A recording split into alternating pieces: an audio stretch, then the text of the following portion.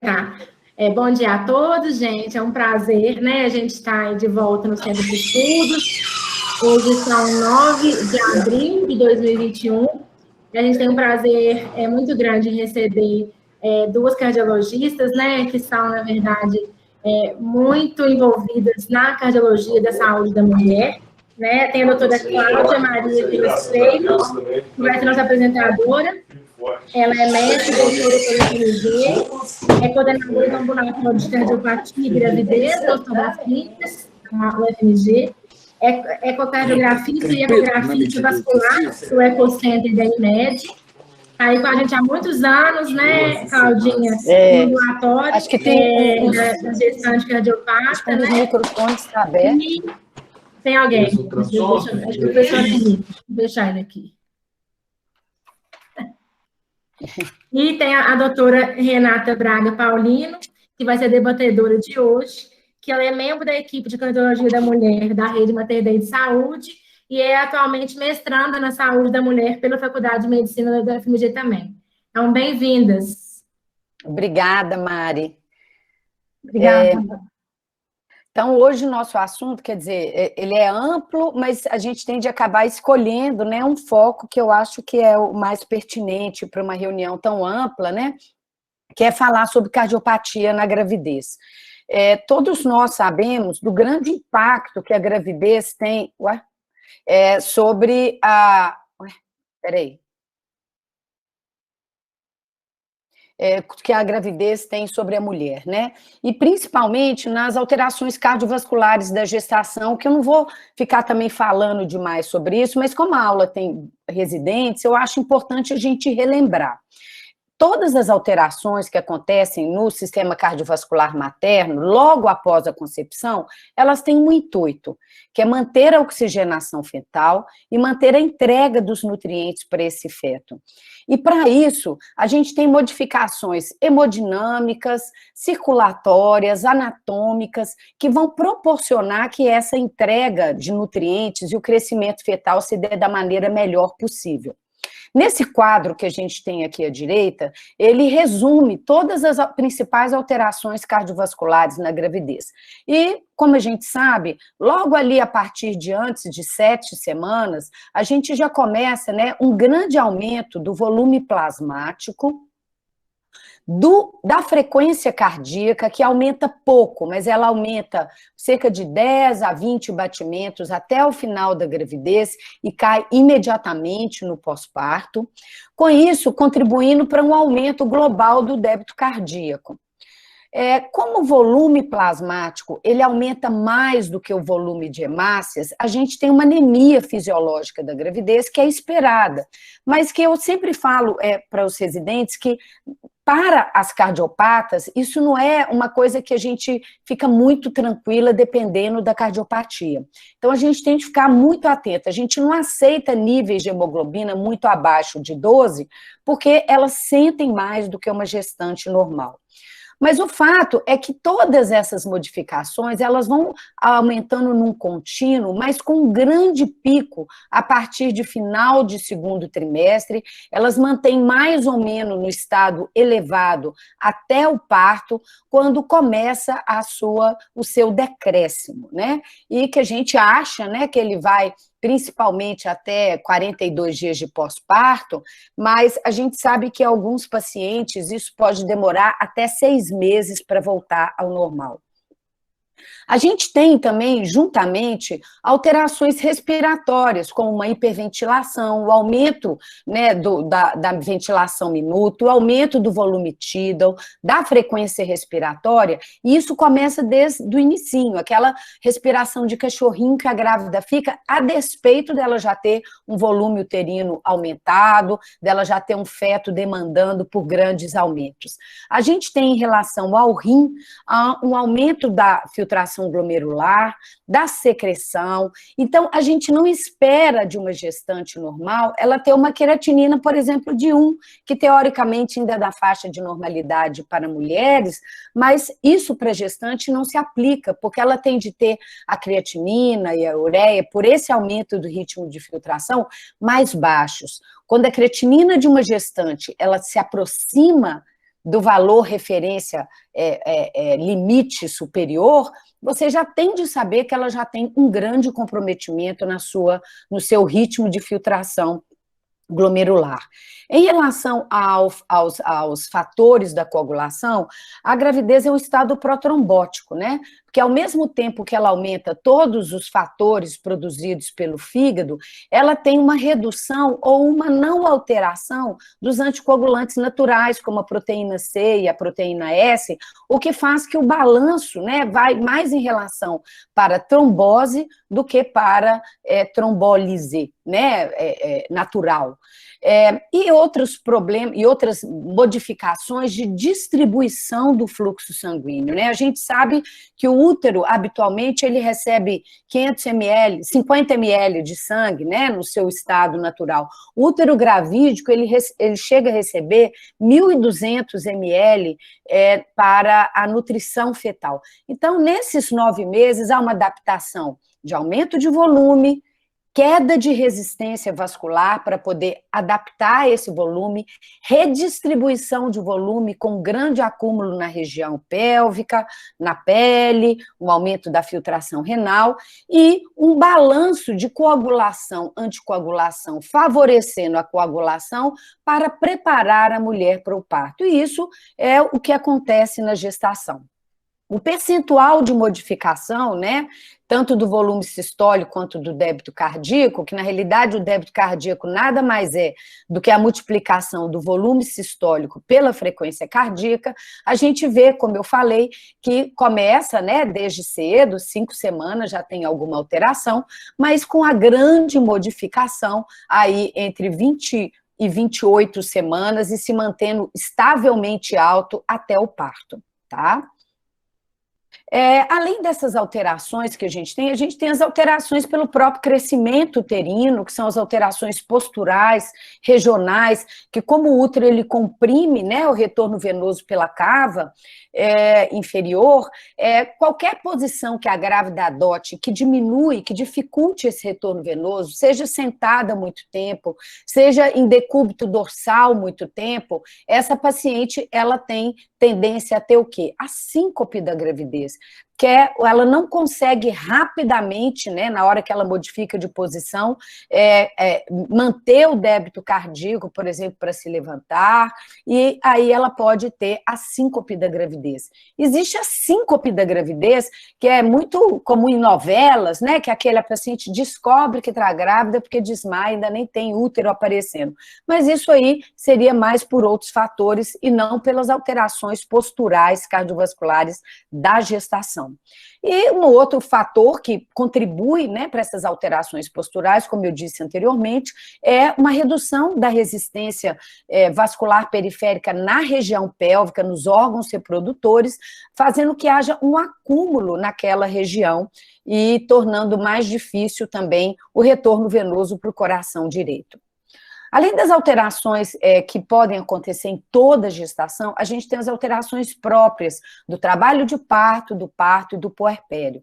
A frequência cardíaca, como eu falei, ela não aumenta muito, ela aumenta 10 a 20 batimentos até o final da gestação, mas ela no parto e no pós-parto, ela tem fatores que tanto podem fazer ela não modificar, até diminuir na hora de manobra de valsalva, né, no período expulsivo, e pode fazer até para elevar também, no caso de anestésicos.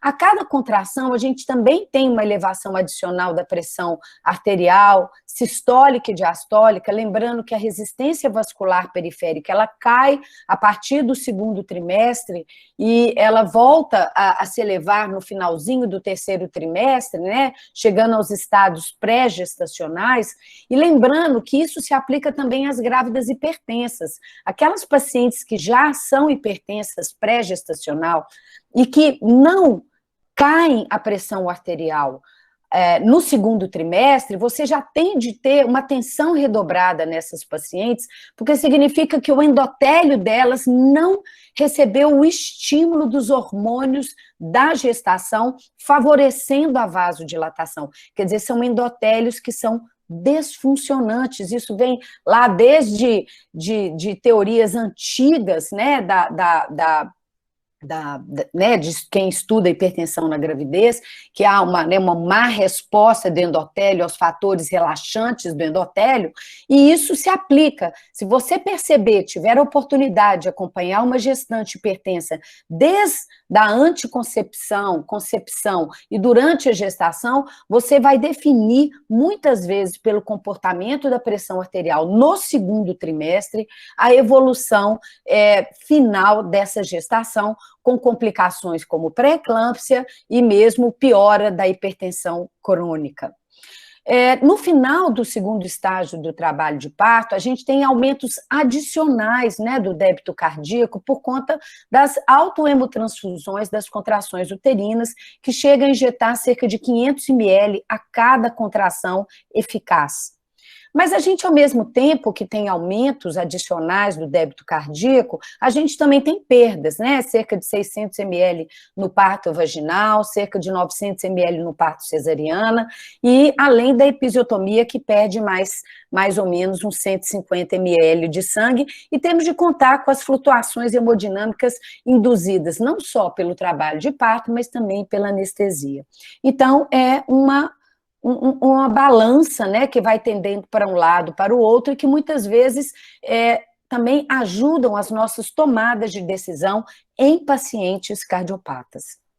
Já no pós-parto, com a descompressão rápida da veia cava, né, tem um aumento do retorno venoso, mais a taquicardia induzida pela perda sanguínea, estresse materno, você tem uma elevação adicional do débito cardíaco, que também é um pouco contrabalançada pela frequência cardíaca que cai imediatamente após o parto, e um aumento progressivo da resistência vascular sistêmica, além da perda sanguínea.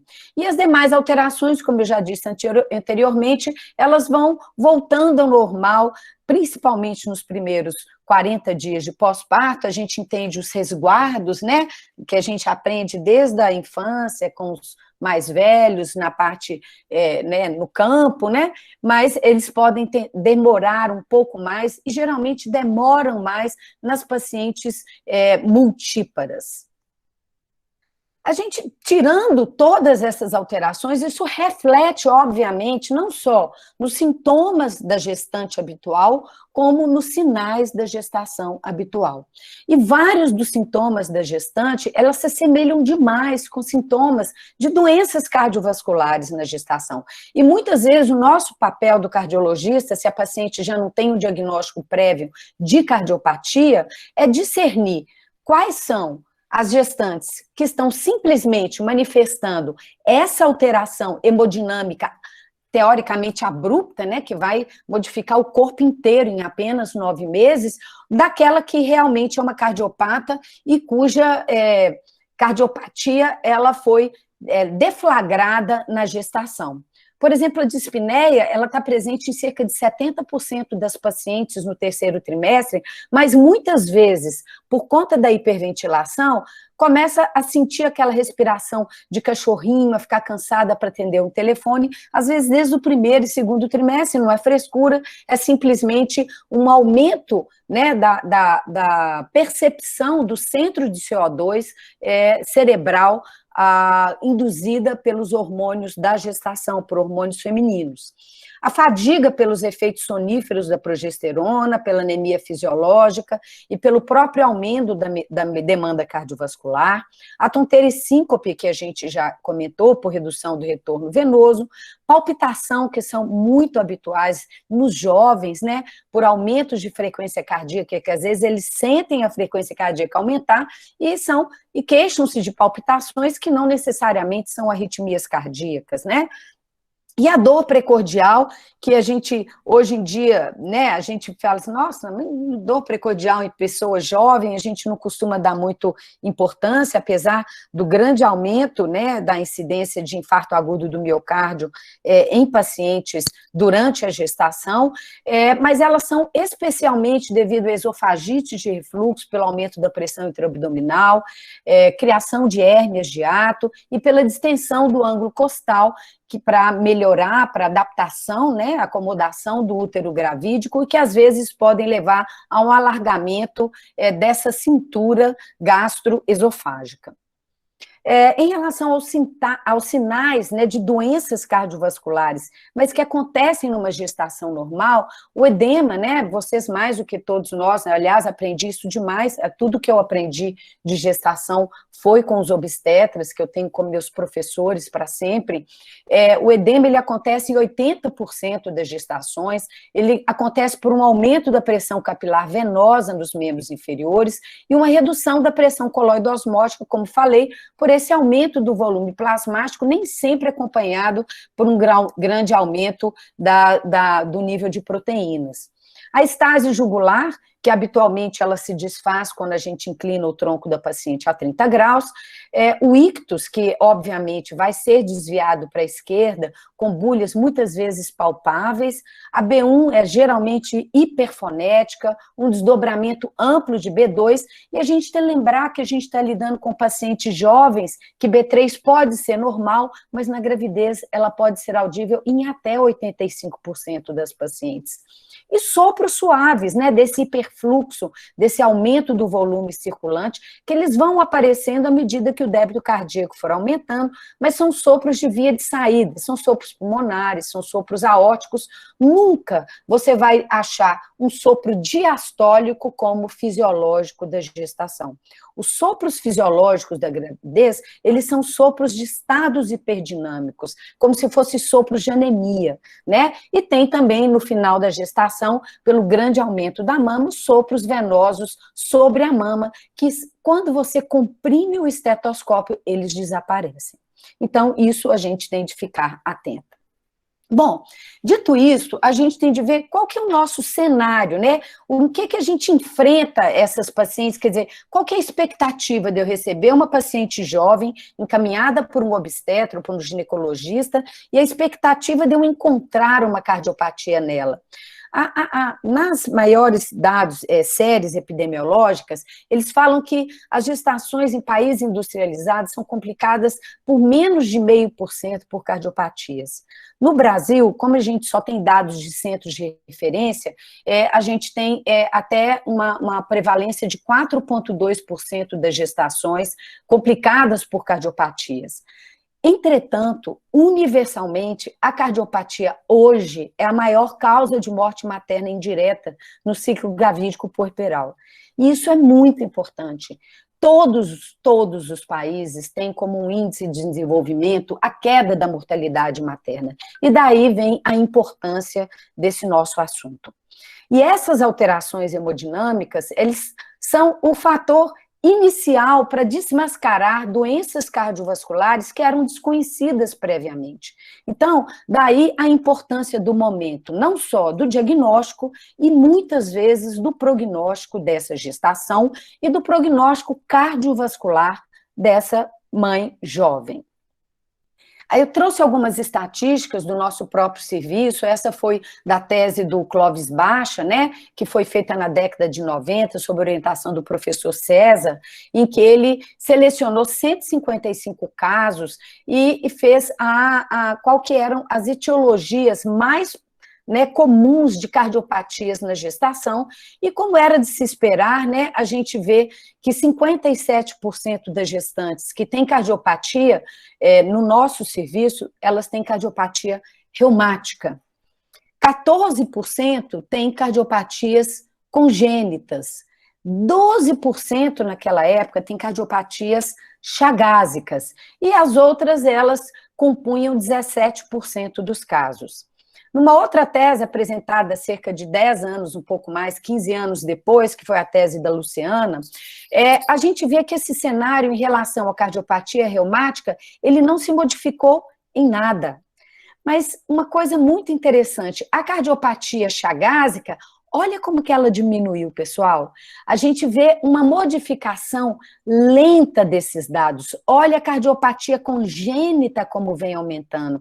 A cardiopatia congênita, em breve a gente já vai estar fazendo uma nova análise dos dados que temos nos últimos 10 anos de ambulatório, acho que eu tenho até um pouco mais, a gente já vai ver que essas etiologias, elas estão mudando, e a cardiopatia congênita, talvez, ela comece a ganhar um pouco mais de espaço em relação à cardiopatia chagásica. E outra coisa que vem nos chamando a atenção são as arritmias cardíacas como doença, não aquelas queixas de palpitação que você chama de arritmia. Hoje consideramos arritmia cardíaca, são doenças elétricas do coração. É o Wolff-Parkinson-White, é a síndrome do QT longo, são BAVTs, são pacientes com distúrbios da condução congênitos e que são muitas vezes passíveis de ablação, de tratamento intervencionista. Então, esse é um cenário que está se modificando. Apesar da gente ainda ter, né, um grande predomínio de cardiopatia reumática, a gente vê um aumento, praticamente dobramos, né, a incidência, a prevalência, me desculpe, de cardiopatias congênitas chegando nos nossos consultórios, pelo grande aumento, né, de cirurgias cardíacas em momentos melhores, recuperação dessas crianças chegando à idade procriativa, e isso é o cenário da medicina atual. Quando a gente compara com a maior série publicada na gestação, que ainda é uma série antiga, mas agora a Valquíria já está preparando uma publicação para, se não me engano, 3.000 casos, a gente vê que o nosso cenário, ele se assemelha com outros lugares do país. Entretanto, elas são muito diferentes dos cenários fora do Brasil, né? Essa aqui é a grande série inicial do Dr. Sam Seal, né, do Canadá, mostrando que é uma inversão, né? 80% dos casos dessas séries fora do Brasil são de cardiopatias congênitas e das cardiopatias reumáticas apenas 13,5%, mostrando que realmente o nosso tratamento aqui, a gente teve de aprender com a experiência nacional, com a experiência de outros centros, porque não se traduziam exatamente a experiência de outras partes do mundo. E pensando nisso, né, a gente imagina, em relação às cardiopatias reumáticas, quais seriam, com todas essas alterações cardiovasculares, as melhores toleradas e as piores toleradas na gestação. Obviamente que as cardiopatias que são melhor toleradas são aquelas que não têm disfunção cardíaca, são as insuficiências valvares, porque com a redução da resistência vascular periférica, você tem um fluxo muito mais para frente do que fica para trás. Então, elas costumam ser melhor toleradas. E, obviamente, as pior toleradas são as doenças de barreira, a estenose mitral, mais do que leve, não precisa nem de ser grave, a estenose aórtica, a hipertensão pulmonar, que ela funciona como uma barreira, qualquer paciente que já chega com um coração que não consegue lidar com o próprio débito cardíaco, como é que ele vai lidar com o débito cardíaco adicional de mais 50%, quando são os corações que já têm uma disfunção muscular sistólica, as pacientes que já chegam na gravidez com uma classe funcional, quer dizer, com cansaços aos pequenos esforços, e, obviamente, o uso de anticoagulação, que impõe um risco materno, mas impõe especialmente um risco fetal. E como é que a gente estratifica, né? Quando você chega, eu acho que talvez isso sirva muito para o obstetra, para o ginecologista atento, e eu tenho muito orgulho das pessoas que são formadas no nosso serviço, que são obstetras extremamente cuidadosos e que realmente examinam o paciente e conseguem estratificar quem eles vão precisar de uma ajuda adicional, de um cuidado multidisciplinar, e o cardiologista que muitas vezes não é formado nessa área do conhecimento e que precisa identificar qual que é a gestante que vai complicar. A gente tem vários scores de risco que vêm sendo desenvolvidos, sendo o primeiro CARPREG 1, que foi desenvolvido pelo professor Sam Seal, né, no Canadá, e como eu já falei anteriormente, com uma população basicamente de cardiopatas com cardiopatia congênita. A gente tem o Zahara, que é uma série europeia, uma série mais alemã e holandesa, com 1.300 gestantes apenas com cardiopatias congênitas. E tem o grupo de estudo, né, de problemas da gravidez da Organização Mundial de Saúde, que classificou essas pacientes de acordo com a probabilidade de complicação na gestação. A gente utiliza muito o da Organização Mundial de Saúde e ele é dividido por cardiopatias e pelo seu risco. Então, são cardiopatias que têm poucos riscos para a gravidez, que a gente classifica como classe 1, quer dizer, menos de 5% de eventos na gravidez, um risco semelhante da população normal, que são as lesões simples, as lesões que já foram corrigidas, as pacientes que têm lesões leves, que não são complicadas. Essas são pacientes que dão pouco trabalho e que têm uma expectativa de evolução muito boa. A classe 2 já são defeitos congênitos maiores, que não foram corrigidos, mas também não têm complicações adicionais. Ou pacientes que já foram corrigidos de defeitos congênitos, mas que ficam com lesões residuais, e a maioria das arritmias cardíacas brandas, como as arritmias supraventriculares. Essas pacientes, elas têm de 5 a 10% de eventos com um leve aumento da mortalidade, mas um moderado aumento de morbidade durante a gestação. E quando a gente fala em morbidade, a gente fala em desfechos fetais que a gente não quer que tenha, como a prematuridade, que é de grande impacto no nosso sistema de saúde.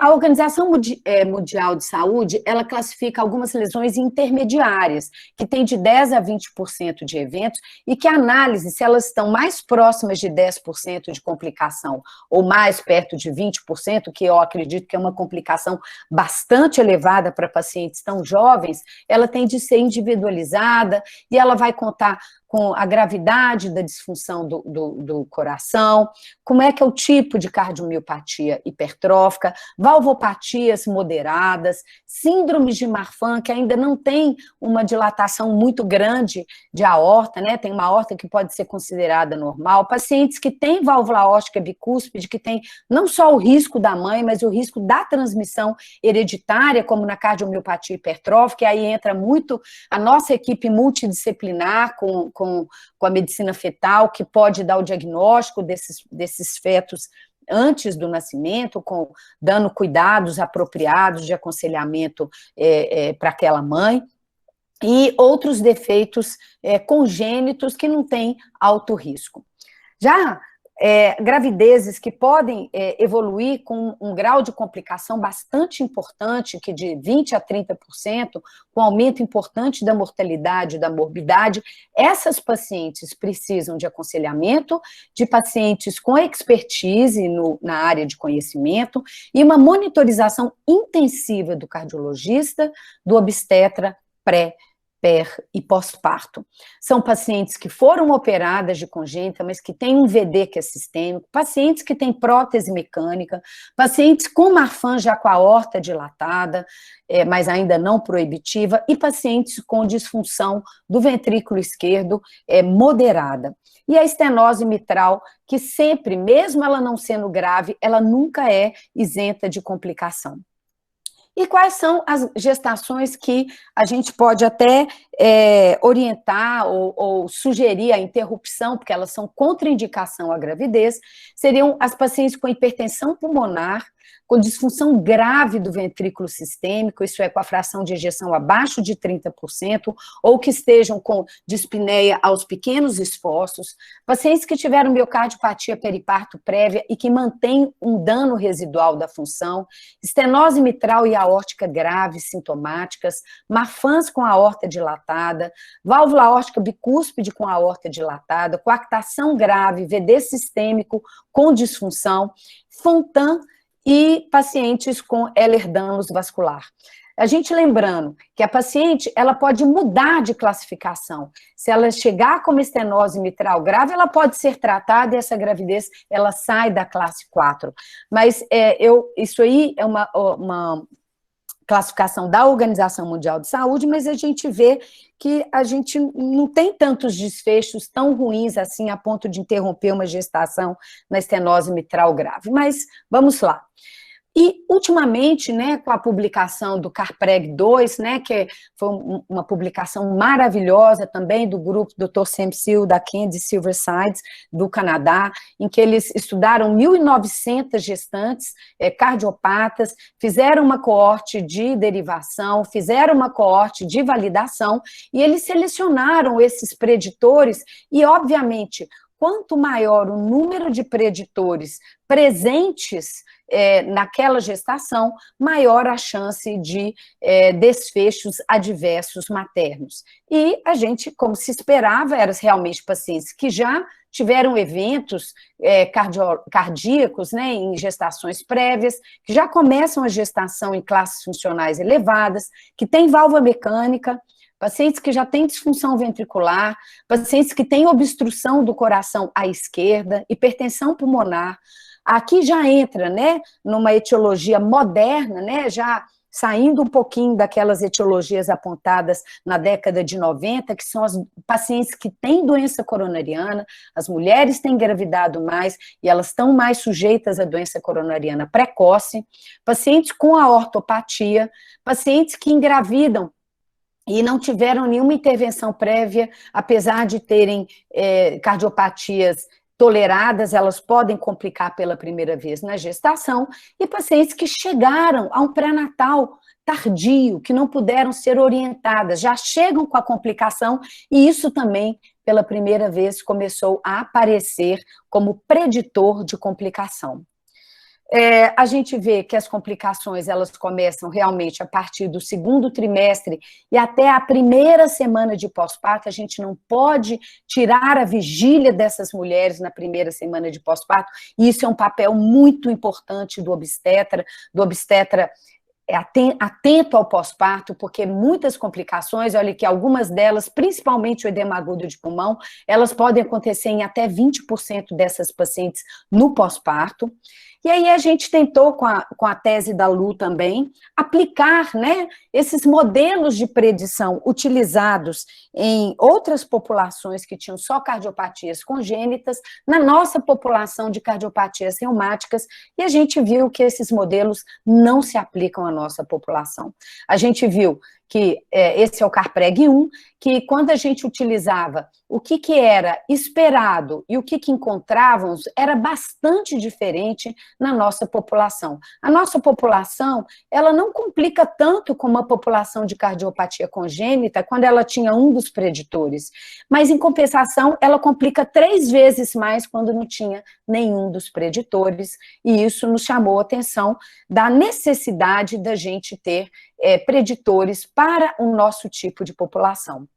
E aí eu estou apresentando para vocês o estudo Rebeca, que é um estudo que vai começar esse ano, já está em processo de liberação, até vocês eu mandei, né, para a ginecologia obstetrícia, para o COEP da GO, já foi aceita pelo COEP lá da nossa divisão de cardiologia, que é um estudo multicêntrico, né, dos quais a UFMG é um dos braços, a USP, ela é a pesquisadora principal, lá já está rolando, para a gente saber qual que é o cenário da cardiopatia e gravidez, e a nossa expectativa é de ter, nosso N, se não me engano, são 2.600 gestações, com vários hospitais públicos que já estão arrolados.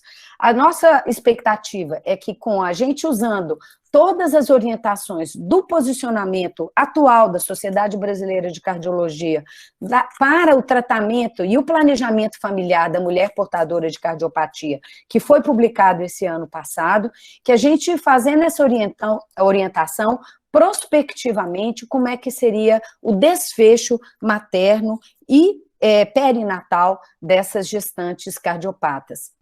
Isso vem ao encontro com a atual onda da Associação Americana de Cardiologia, que tem colocado em pratos bastante claros o que o cardiologista tem de treinar, e está começando uma organização de uma vamos dizer, não subespecialização, mas de um treinamento especial em Cardio Obstetric Team, né? A gente está começando, né? O que nós já fazemos no Hospital das Clínicas há mais tempo está começando a ser exigido pela maioria dos centros grandes de treinamento em cardiologia, e é exatamente para a gente ter uma redução da mortalidade materna, que é um grande obstáculo para os mesmos países em desenvolvimento, principalmente porque os cardiologistas nunca se atentaram sobre esses efeitos deletérios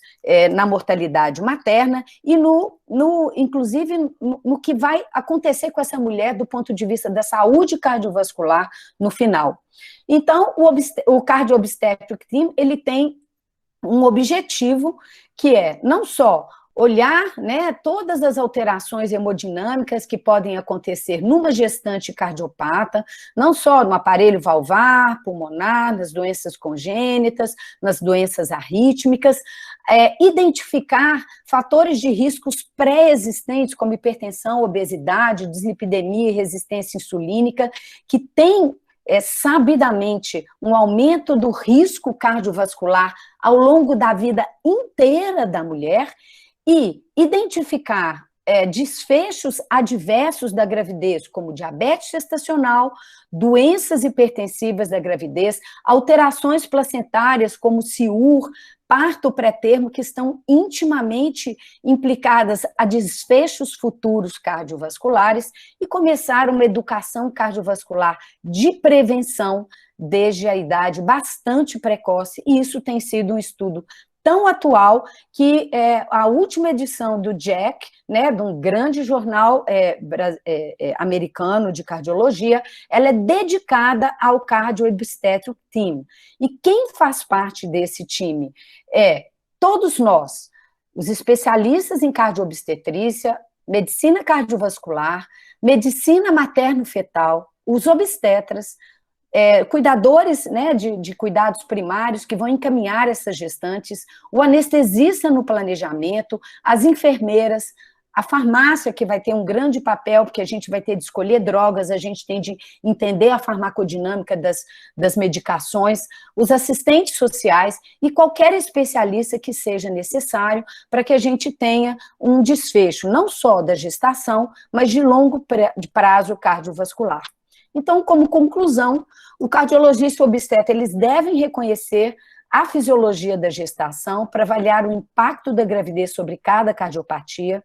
A gente tem de consultar as variáveis que nós já sabemos que são preditoras de risco, reclassificar a paciente a cada gestação e respeitar muito a multidisciplinaridade da especialidade e ter sempre o olho e a discussão de todo o time de cardio-obstetrícia. Obrigada. Muito obrigada a você, Claudinha. Que aula, né, sensacional, que representa o que a gente, né, assim, vê você fazendo, né, junto com todo mundo do ambulatório. O professor César, que está lá como obstetra, não pôde estar com a gente hoje, ele tem outra atividade fixa, né, mas assim, você falou 10 anos, eu já te falo que são pelo menos 15, que quando eu era R1, você já estava lá. São mais, se eu contar com a Odete, tem quase 30 anos, né? 30, não, 30. Gente, eu vou fazer 38 anos de formado, tem mais de 30. Em 2006, quando eu era R1, você estava lá no ambulatório já. Eu vou abrir a palavra para a doutora Renata e depois a gente abre a discussão e perguntas. Mas muito obrigada, sensacional mesmo.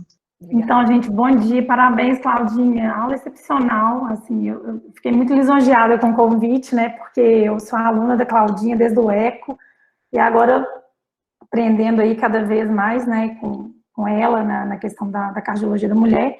Eu queria só pontuar, né, assim, esse excelente aula, não tem muito o que falar, mas, assim, eu acho que igual a Claudinha falou, é um campo muito amplo, né. E eu acho que o que tem sido mais em voga atualmente é realmente no JACC saiu agora, né, essa questão da cardiobstetrícia, né, esse time, né, então, nós como cardiologistas temos um papel muito importante na triagem dessas pacientes, na minha opinião, né, então, assim, um cardiologista que está com uma mulher, né, em idade reprodutiva, né, que sabidamente cardiopata, então a gente tem a obrigação, né, de fazer esse aconselhamento pré-gestacional, né. Então, esses scores que a Claudinha apresentou muito bem aí, né, o WHO, o RU, o CARPREG-2, o ZARA, nenhum deles é completo, né, assim, ainda mais para a nossa realidade, que é diferente, né, do que desses scores foram aplicados, né, que foi muito para cardiopatia congênita, e a gente, na nossa realidade, é mais, as cardiopatias reumáticas mesmo, são mais, até pela idade, né, das pacientes.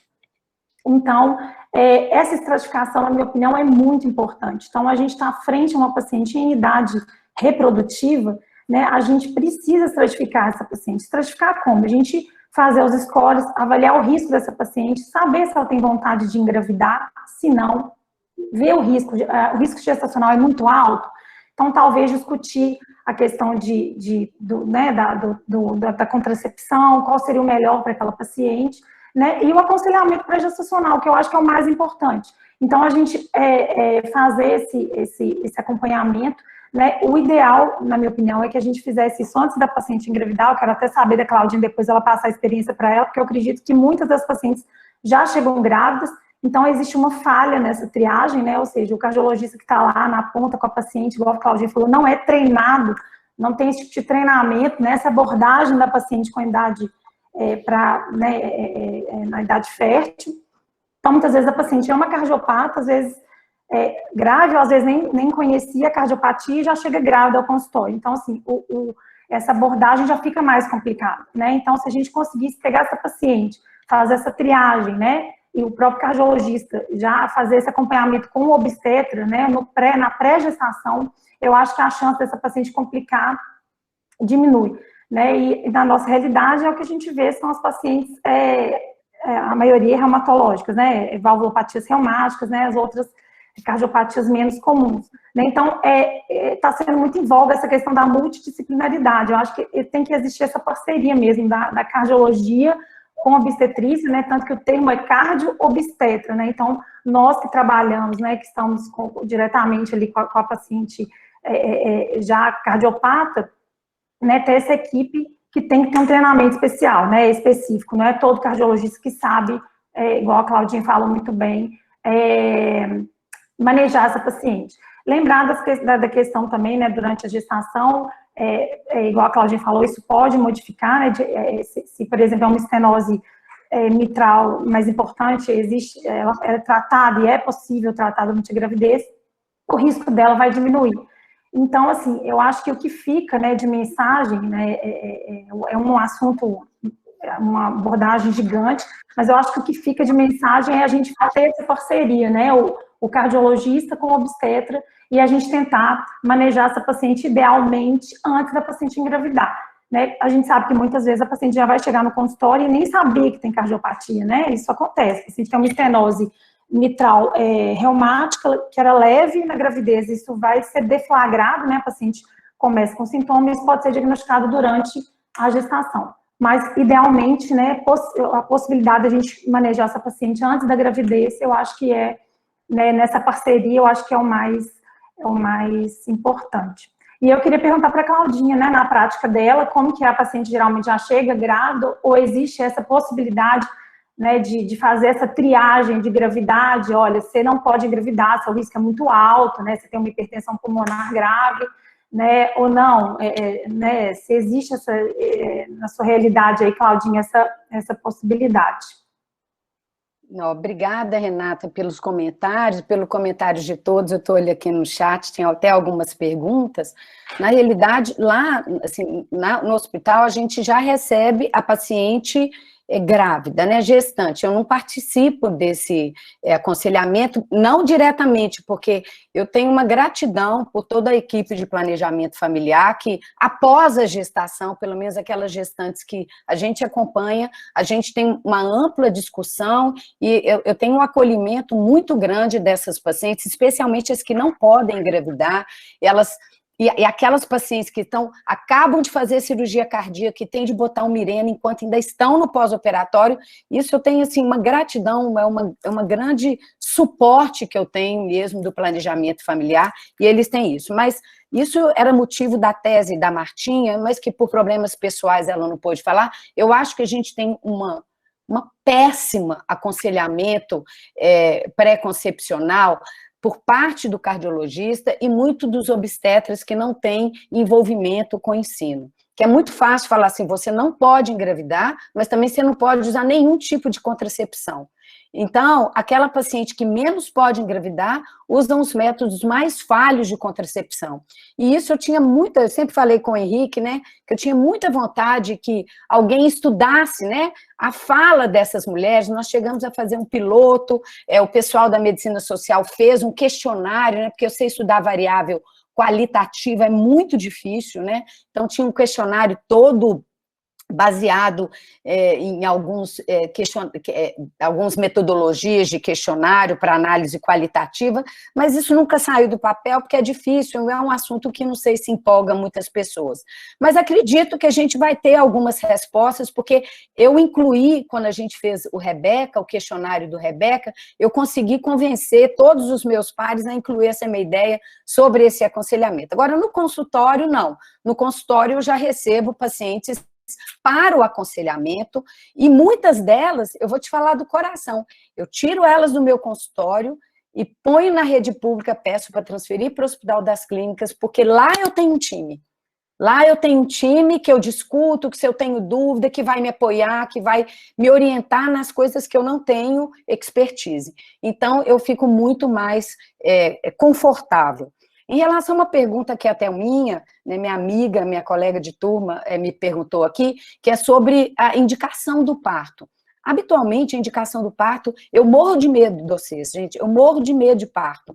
Eu acho que vocês são super valentes, super, porque as pacientes mais graves, vocês viram para mim e falam assim, pode deixar que a gente interrompe. Eu fico assim, numa felicidade, eu fico muito feliz mesmo, acho o obstetra muito valente.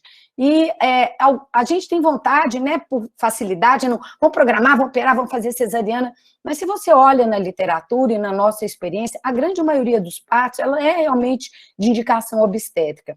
Algumas pacientes que talvez a gente, na nossa discussão no ambulatório, force um pouco mais para o parto operatório, muito mais por uma logística do que por indicação médica, porque são pacientes que moram longe, são pacientes que a gente não pode,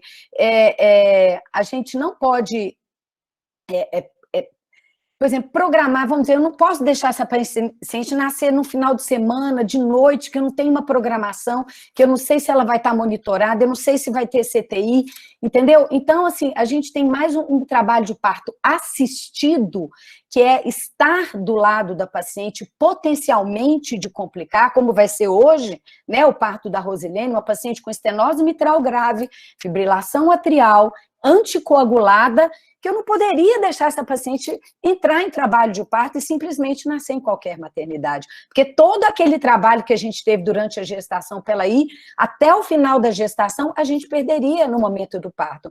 Então, eu prezo mais pelo trabalho de parto assistido e muitas vezes eu sou um pouco mais condescendente, muito mais pela logística, principalmente em pacientes anticoaguladas.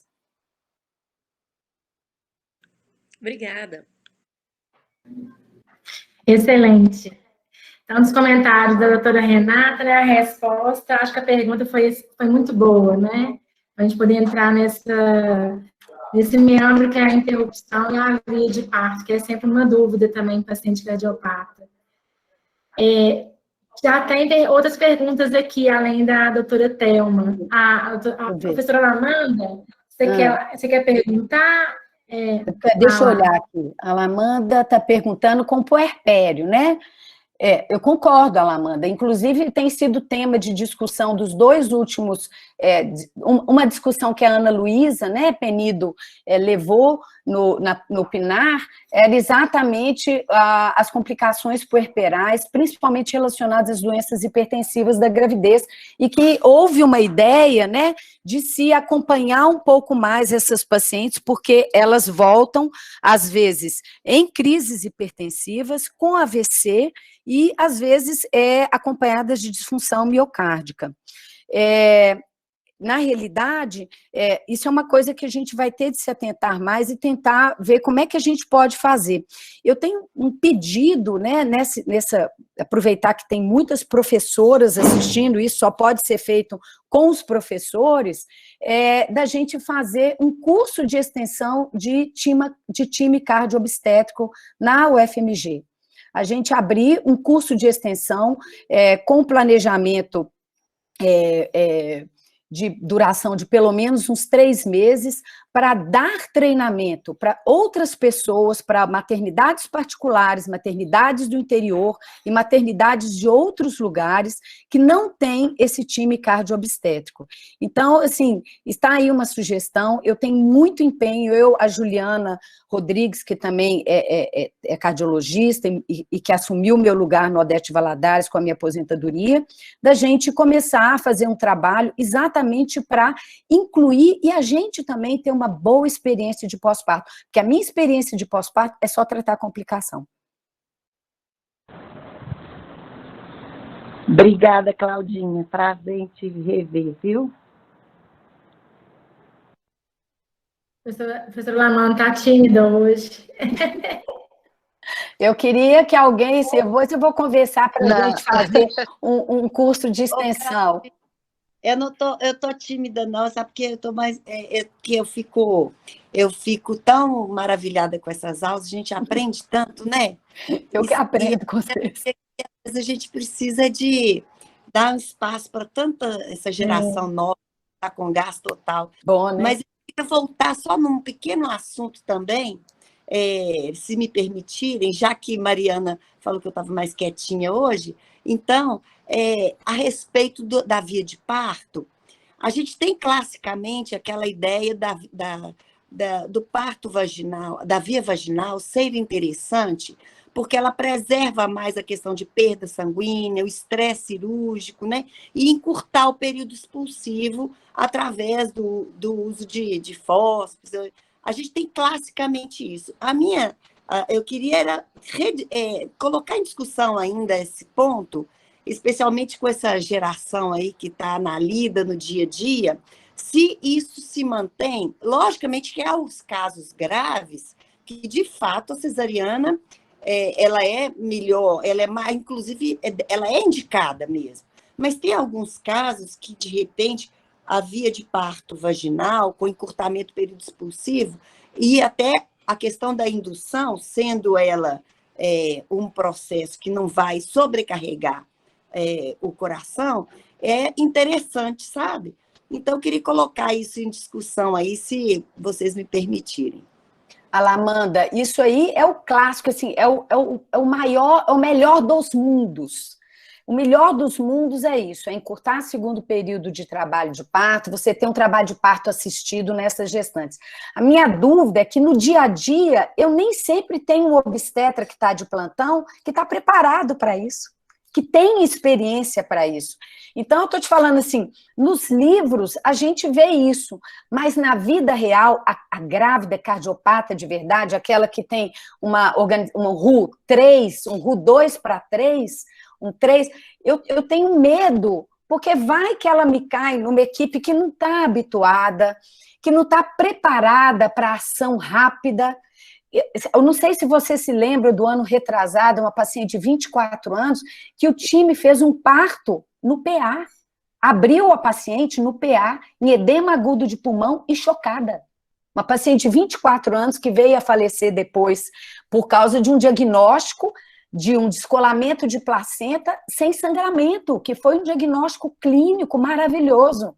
Agora, se você pega uma equipe que não está preparada, então talvez essa beleza do parto normal, do parto assistido, você perde todo o trabalho da gravidez. Então, eu concordo, nossa, eu amo essa conduta, mas nem sempre hoje a gente pode ter isso. Por isso que a gente planeja para a equipe mais treinada.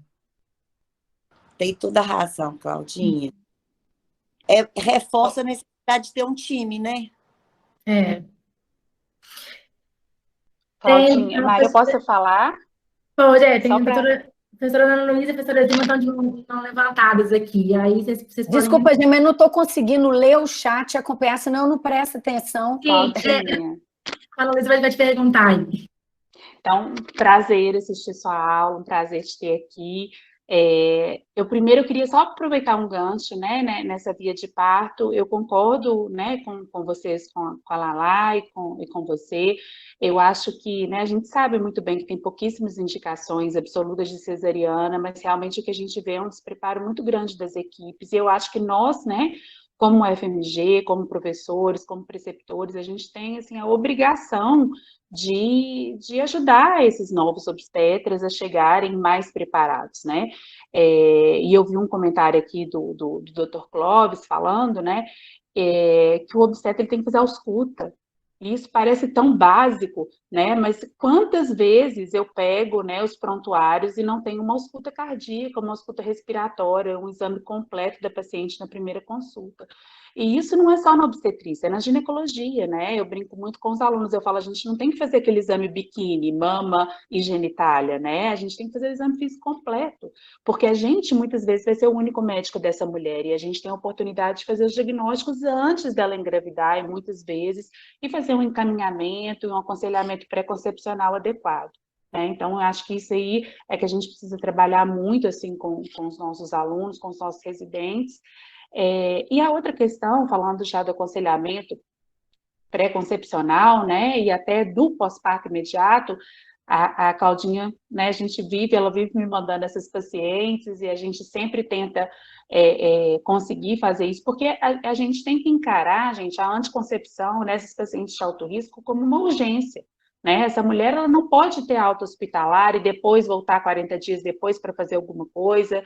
Né? Essa mulher ela não pode deixar de fazer. Eu lembro muito um caso que a gente teve, que a Claudinha deve lembrar muito bem, uma paciente que veio do interior, ela teve uma parada, eu não lembro qual era a cardiopatia que ela teve, mas ela teve uma parada cardíaca em trânsito. Um helicóptero dos bombeiros e do SAMU desceu no meio da estrada para pegar essa mulher dentro da ambulância, a mulher em parada, em ressuscitação.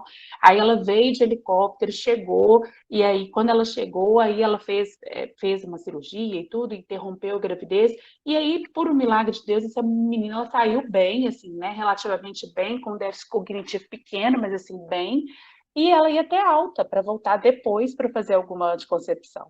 Né? Eu falei, gente, pelo amor de Deus, essa mulher ela não pode sair daqui sem contracepção, né? Não tem a menor condição. Então, eu acho, e não é raro, assim, dentro do hospital universitário, eu que estou lá no grupo do planejamento familiar, a gente receber paciente que está na fila do transplante cardíaco e que engravidou. Né? Paciente que está na fila do transplante hepático, paciente com insuficiência renal, etc., dentro do hospital universitário. Porque muitas vezes o cardiologista, o clínico, né, ou aquele médico assistente, não se atenta a perguntar para essa mulher o que ela está evitando de gravidez, né? E a gente sabe muito bem o que a gravidez vai fazer com essas mulheres, né? A gente viu todas as alterações fisiológicas que a Claudinha falou aí no começo, né? Que vão repercutir e agravar muita doença de base delas, né? Então, isso eu falo muito com os meus alunos, assim, que se eles se levarem para a vida, né, da ginecologia obstetrícia, que eles têm que atentar ao que a mulher está usando para engravidar ou não, e que ela faça realmente um planejamento, isso aí eu já vou estar feliz, né? Eram esses meus comentários. Obrigada, Claudinha. Parabéns pela aula. Obrigada a você. Você sabe que eu conto com vocês sempre. Professora Zilma. Ei, Claudinha, tudo bom, né? Que bom te ver aqui. Já tinha esquecido como você é didática. Então, não é só a sua vasta experiência, né, em cuidar das gestantes com cardiopatia, mas também a sua capacidade de interação com o time, a sua preocupação com o time e a sua capacidade didática também, né? Precisa ter muita paciência. Então, aí eu lembrei, fui lá e resgatei um artigo que a gente publicou naquela época, que você me ajudou muito na orientação da Marilene, né? Que é a Marilene anestesista. E nós utilizamos o estetoscópio digital, era uma novidade na época, a gente gravou muitos sons cardíacos, e a Cláudia teve uma paciência, um trabalho enorme, além de fazer o eco dessas pacientes, a Cláudia classificou os sons, e classificou as alterações de ausculta também. Então, só para te lembrar, Claudinha, a gente tem 30 mulheres não grávidas, a gente tem 30 mulheres grávidas saudáveis, e a gente tem um tanto de alteração cardíaca, de doenças cardíacas mesmo as mais importantes, todas catalogadas em sons. E aí, isso, além de gerar esse artigo que eu coloquei aqui, esse artigo aqui, ele só fala da fisiologia, que eu coloquei aqui no chat, é muito interessante se vocês quiserem ver. Isso gerou também um ambiente virtual de ausculta cardíaca. Não sei se você lembra, o ambiente virtual tem uma pequena história clínica, tem os sons cardíacos, tem o eco, os que você fez eco. Então, isso pode ajudar muito nesse curso, nesse time, e ensinar ausculta cardíaca. Então, é todo um trabalho que não está perdido. Então, eu não consigo, assim, levar à frente um projeto de extensão desse, porque não é a minha área, mas eu estou, assim, absolutamente aberta. Não, você tem que estar dentro, Zilmi. Para te ajudar e para contribuir com a tecnologia. Essa base de ausculta está toda pronta e pode ajudar a ensinar a ausculta cardíaca e ao treinamento desse time. Tá bem? É só isso. Ah, que bom! Agora vou te dar, então, uma outra novidade. Desde o início desse ano, eu comprei um aparelhinho de ultrassom de point of care, da Philips, muito bom. E a gente, no nosso ambulatório, não só as minhas residentes de cardiologia que eu recebo do Felício Roxo, a gente tem examinado o paciente, feito a ecoscopia para ver o diagnóstico anatômico, e eu pego a R1, peço ela já pega o transdutor, já olha, batimento fetal, vê onde que está a placenta, vê o tanto de líquido que tem a placenta, para elas começarem aliás, a Bárbara, que começou comigo, e a Carol é que começaram a primeira vez. Então o meu intuito é que os obstetras, o Fernando, ele tem ido lá para a gente ajudar a ensinar aos R1s a ver perfil biofísico fetal, tão importante no atendimento que eles ficam de plantão na maternidade. Que legal, que legal. Então, assim, eu estou começando a colocar o R1 de obstetrícia para pegar o aparelhinho e começar a ver, né, saber, ter uma intimidade com o aparelho de ultrassom para point of care, assim como o residente de cardiologia que está passando lá também já está pegando um pouquinho a mão do point of care de ultrassom nesse cuidado para melhorar o nosso resultado. Inclusive, diminuir muito o número de exames comprehensives, enormes, que a gente manda sem necessidade. Muito bem, parabéns. Obrigada, viu, Claudinha? Tem que pegar esse gancho mesmo, que bacana ter visto esse trabalho. Eu abri ele aqui. Zilma, obrigada por ter colocado ele aqui no chat. Tem a última pergunta da doutora Thelma, que é sobre o uso da ocitocina na cesariana, após a retirada do feto, se deveria diminuir a dose. Porque a gente vê, né, toda paciente, na hora que vai aplicando ocitocina demais, ela sente aquela pressão cardíaca, ela sente uma dor, um desconforto. Então, às vezes, eu fico pensando até que ponto que está tendo comprometimento ali, né, na hora que aplica tanta ocitocina assim. Ô, Thelma, eu vou te confessar que eu não sei a dose de ocitocina que vocês aplicam, não, sabe? Assim, mas na nossa literatura não tem não sei que a Renata já leu também, não tem uma grande complicação do uso do ocitócito nessas pacientes. Eu não sei se isso tem a ver com a dose, porque acaba que ela é um constritor, não é verdade? Mas na parede do vaso parece que ela não tem alterações tão deletérias, não. Mas eu vou te falar que tem muito tempo que eu não leio sobre isso, pode ser que a dose tenha implicação. Você tem lido sobre isso, Renatinha? Também não saberia falar. Na nossa literatura não tem nada assim, específico que ela seria deletério nas doses habituais que vocês usam, né? A não ser quando tem de usar para alguma coisa, uma dose maior, não sei. Fico te devendo essa, te mando no WhatsApp. Professora Regina e professor Gabriel. Coloquei aí no chat, Claudinho, simplesmente fantástico, sua aula, né? Uma coisa assim, surreal, tá? Surreal. Amiga não vale, viu, Regina? Feliz de hoje estar aqui, e apesar de não ter nenhuma gravidez, de perspectiva de gravidez para mim, você continua sendo a minha cardiologista, sabe disso, né? Bom, eu acho que talvez o Gabriel tenha levantado a mão na mesma hora que eu, pelo mesmo motivo, que é a questão da dose de ocitocina na cesariana. É isso, Gabriel? Por aí, professora, fica à vontade. Pois é. Porque eu acho que a questão da dose de ocitocina, Claudinha, ela tem que ser revista na prática da obstetrícia, porque a prática dos protocolos é um uso excessivo de ocitocina. A ocitocina é a principal ferramenta que nós temos para a prevenção da hemorragia pós-parto, mas ela tem sido frequentemente utilizada de forma inadequada, principalmente nos partos cirúrgicos, né? Então, a via intramuscular, ela é menos complexa em relação à questão da dose, né?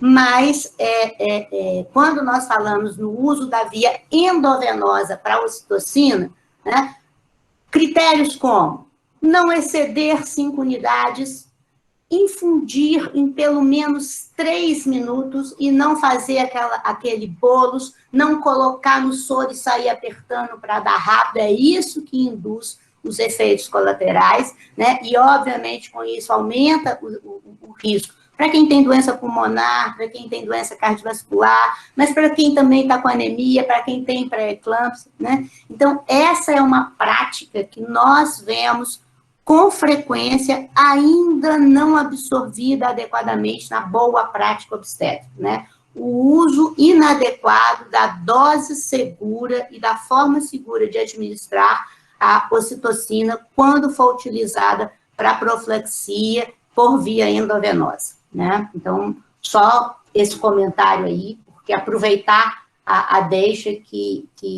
é um tema que precisa ser revisto nas práticas dentro dos centros obstétricos. Excelente, professora Regina. Professor Gabriel. Bom dia, Cláudia.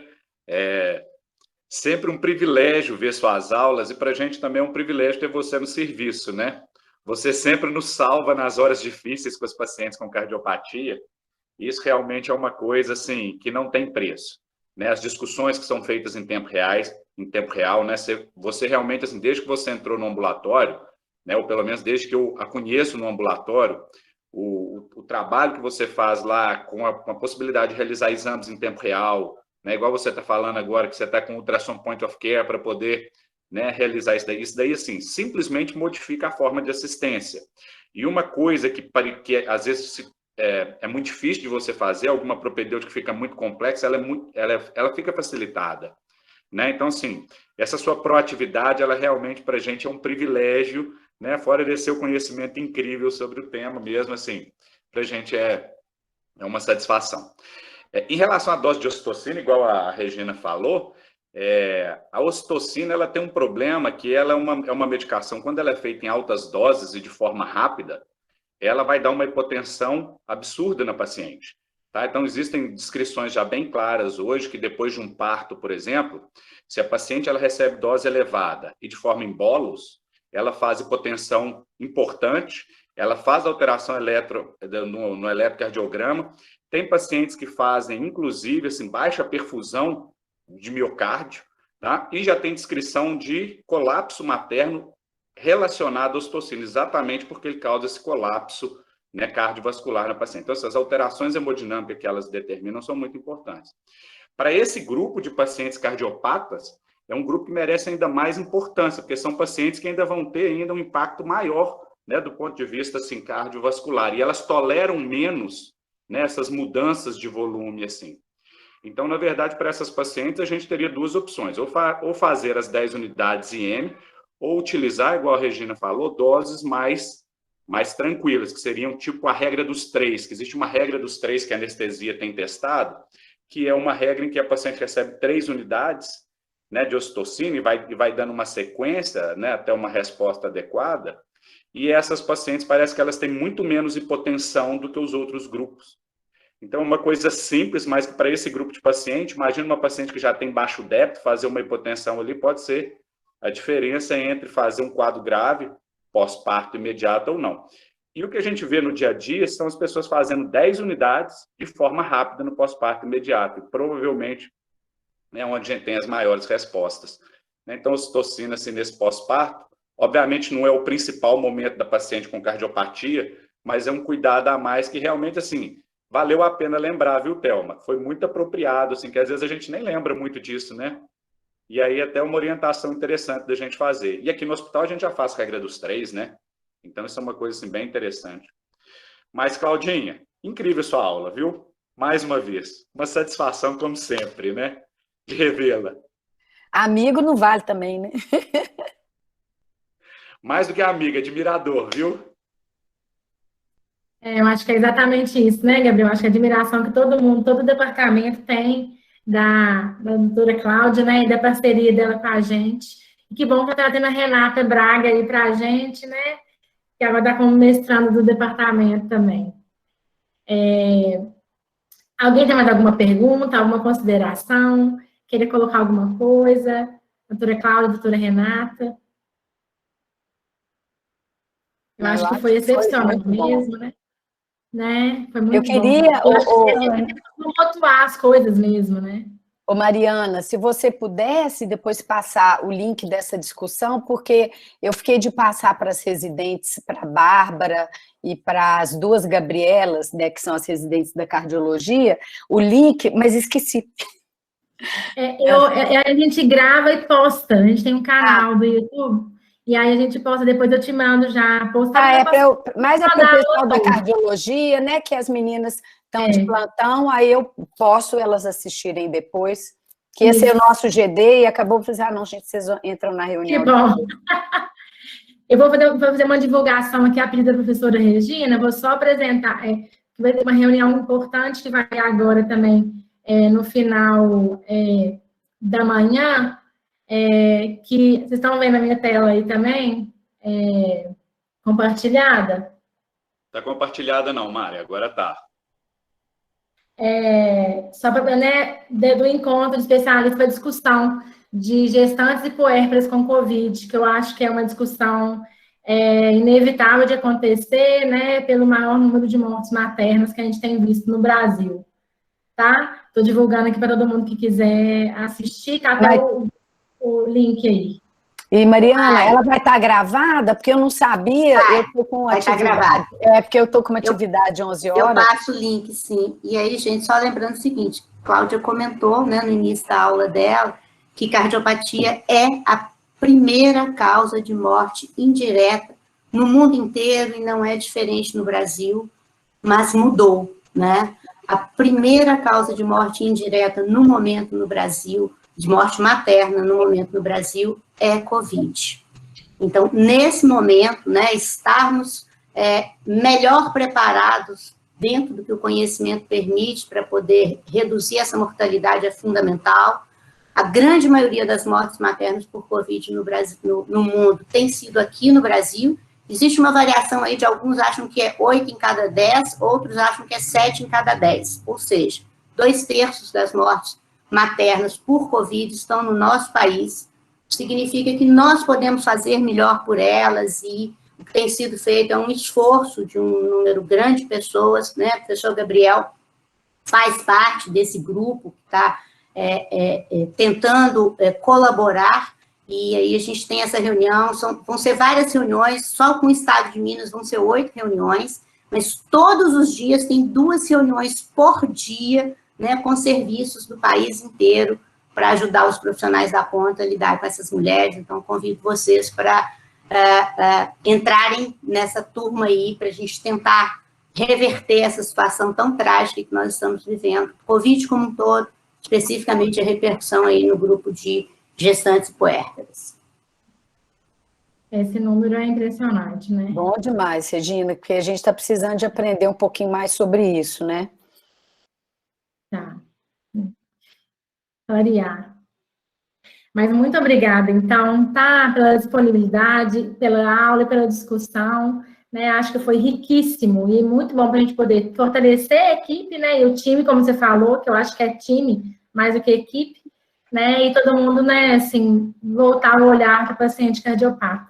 Obrigada, viu? Obrigada a todos, Renatinha. Obrigada, viu? Um prazer, tchau, gente. Tchau, prazer, tchau, menina. Abraço, tchau, Thelminha. Tchau, Tchau, Regina. gente. Tchau, Regininha. Tchau, Gabriela. Tchau, gente.